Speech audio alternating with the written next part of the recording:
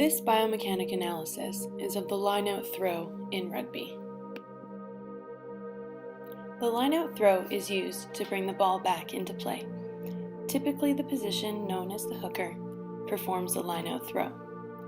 The two teams line up beside each other with a 1 meter gap between them, and the first player must be 5 meters from the sideline. The defending team is only allowed to have the same number of players in the lineout as the offensive team. The hooker stands on the sideline directly between the two lines. After a lineout call is made from the offensive team, the hooker throws the ball into the jumper being lifted by his teammates. The ball must remain in a straight line and in the middle of the lineout. Failure to do this will result in a turnover where the defensive team steals the ball in the air or gets a scrum with possession of the ball.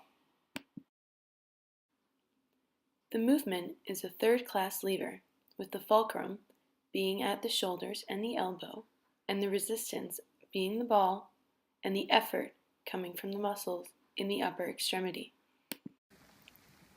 There are two phases for a lineout throw. Phase 1 is the pre-throw. In the pre-throw position, the feet are shoulder width apart and parallel to the sideline. The knees and the hips are slightly flexed and also are parallel to the sideline. The back is in slight extension by bilateral concentric contraction of the erector spinae muscles and the transversospinal muscles. The shoulders are flexed to 130 degrees with the scapula retracted by concentric contraction of the middle trapezius muscle and the rhomboid muscles. The elbows are flexed to 90 degrees by concentric contraction of the biceps brachii, with the wrists in a radial deviated position by concentric contraction of the flexor carpi radialis muscle. Phase 2 is the post-throw. In the post-throw position, the arms extend to 100 degrees flexion by concentric contraction of the posterior deltoid, latissimus dorsi, long head of the triceps brachii, and the pectoralis major. The elbows fully extend by concentric contraction of the triceps brachii. The forearms pronate by concentric contraction of the pronator teres, and the wrist ulnar deviate into a neutral position by concentric contraction of the flexor carpi ulnaris. The spine flexes into a neutral position by concentric contraction of the rectus abdominal muscle and bilateral concentric contraction of the external and internal oblique muscles. The hooker must be able to judge how much velocity, speed, and distance is needed to complete a successful throw. The call from the lineout captain predicts which jumper is being lifted and where in the lineout he is being lifted from. The angle and power needed for a successful throw will depend on where the jumper is being lifted from. For example, if the jumper is being lifted from the front of the lineout, then the distance is shorter and the angle is greater to get the ball into the jumper's hands. The velocity of the ball is important to decrease the chances of the defensive jumper stealing the ball in the air. If the jumper is being lifted in the back of the lineout, the hooker needs to recognize the angle needed to get the ball into the jumper's hands.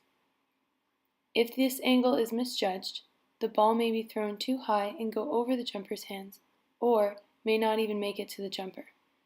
Also, if the power is too much, then the ball can go over the jumper's hands, and if it's not enough, the ball will not make it to the jumper. Both can result in a turnover, so it is important for the hooker to apply the right amount of power at the appropriate trajectory for a successful throw. There are a few technical errors that can affect how successful a lineout throw is. The first mistake is not arching your back and using your arms to produce the force needed to complete the throw. The second error is arching your back too much, putting strain on your lumbar spine. This also can create inconsistency in the throw because there is greater movement and is more difficult to control. The third error is lifting up your foot once the ball is released from the hands and falling forward after the throw. This is due to lack of strength in the extremities and the core to produce the movement.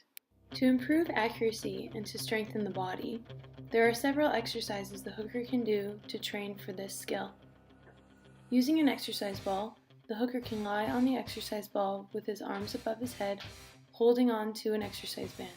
A teammate stands on the exercise band and the hooker performs the throwing movement with the upper extremities only.